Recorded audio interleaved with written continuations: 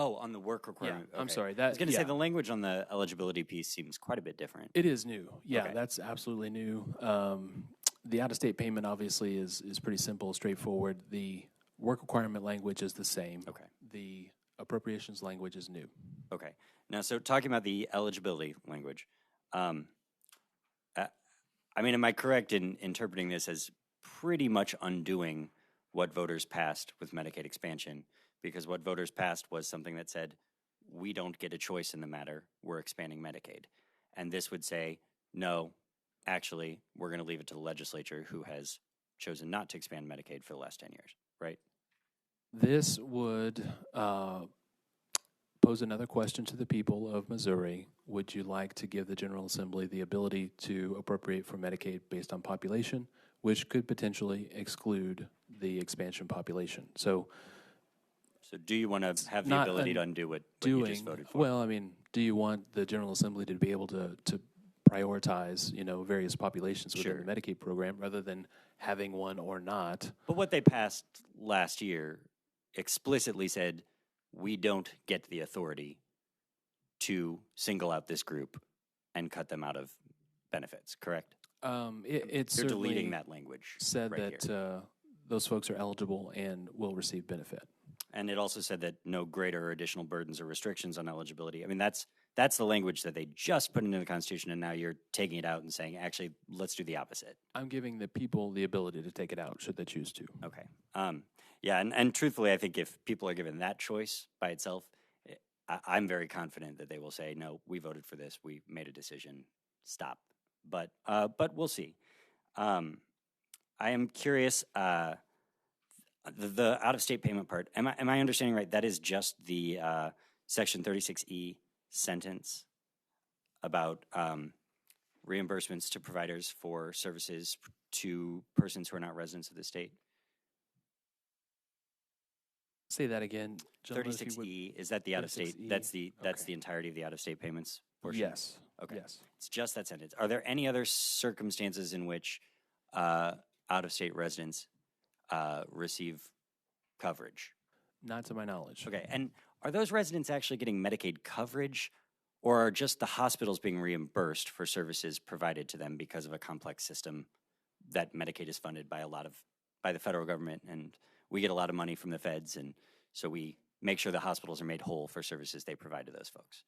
Well, I trying to simplify your question. I'll simplify it for you. Yeah.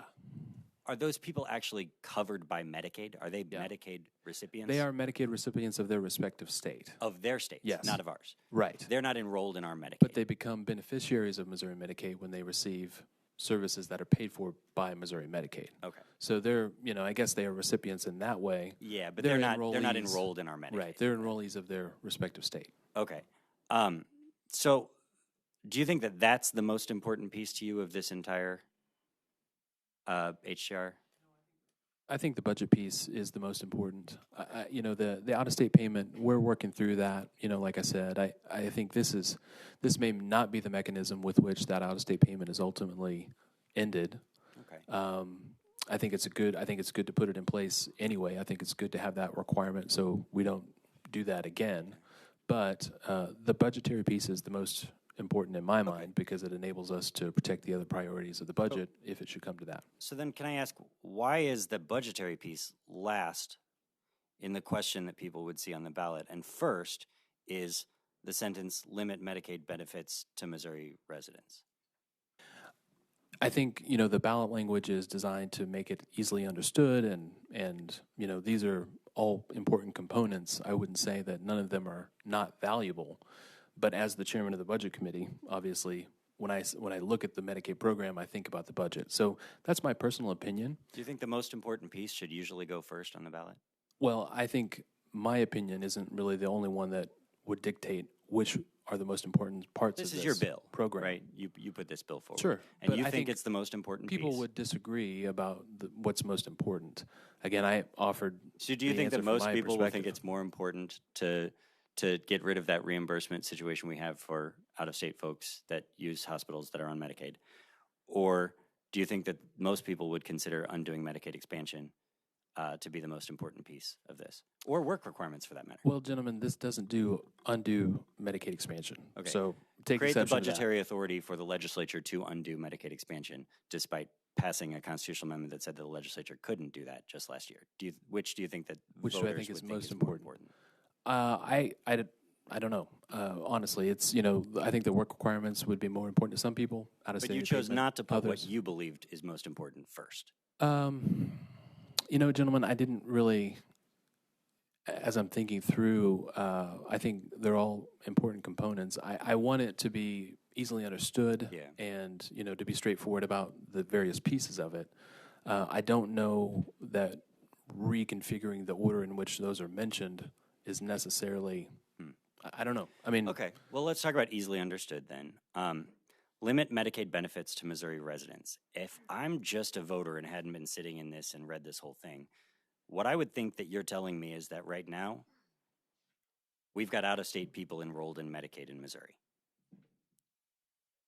And that this would say they can't enroll in Medicaid in Missouri if they don't live in state. Do you think it's possible that that's how people might read that? I would need to think about that for a moment. We could word that in a variety of different ways, and I think the results would be the same. I think people generally think that Missouri Medicaid should be limited to Missouri residents. I think that's I do wonder if they heard the policy. extremely complicated scenario in which this actually happens. They might say, oh, okay, so these are Medicaid patients in other states that are using our hospitals, and we've got a system that makes the hospital whole. Part of the challenge with these complicated ballot questions is that it is hard to articulate all of this in a small amount of words. So, again, going back to Medicaid expansion, minimum wage, medical marijuana, all these things that we've talked about and the consequences of putting them on the ballot, you have to make choices. You have to try to I guess what I'm getting at is communicate there as seems to be clearly a as possible. pretty clear intention not to simplify and make it so that people understand what they're voting on, but to put it in the way that is most likely to get voters who don't understand the details of this to vote for it. Gentlemen, I think all three components are valuable pieces of policy, and that's Already said that's which what I'll one say you about think that. is the most important. If you have some ideas about ballot language, I'm happy to talk about them. Okay, and lastly, I'm just going to say this because I always say this in the debate. It doesn't really need a response, but work requirements, as you've already heard, you said that you've not seen evidence that these are harmful policies with harmful effects. I think you've been shown a lot of evidence of how these are harmful and have potential to be very harmful, and how we have essentially what we'd be doing here is putting more layers of bureaucracy and paperwork in between people and their benefits, and that we'll see, just like we've seen in years past, folks kicked off of the program who actually qualify but didn't manage to get their paperwork and bureaucratic hoops crossed. And if you need more evidence, we're happy to give you more. I think there are a lot of folks in this room that can hand you lots of data on how these have shown harmful effects. So let's not pretend that you haven't seen evidence of that, because the fact is the evidence is all over.